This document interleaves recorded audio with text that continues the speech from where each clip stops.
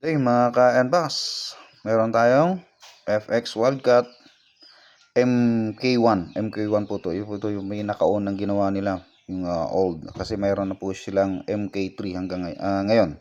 Ngayon, mayroon ng MK3 made in Sweden. So, tinanggal natin po lahat, binaklas natin para ma-check. Tinabas natin yung kanyang valve pin, valve seat, mga sizing, tinignan natin yung mga porting nila. May napansin ako na isa na choke point dito sa portion na to. Ito, pellet pusher. Papalitan po natin ng pin probe, mga ka-Nbox.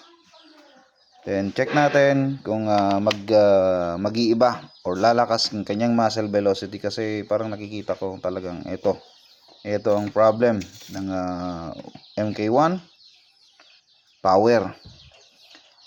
May mga mahirap sulbahin dito sa kanyang katawan, sa receiver mismo, pero gagawin natin ang ating makakaya. And nag-video call na tayo sa may-ari, approve po siya sa mga gagawin natin. And thank you sir for trusting Nbox.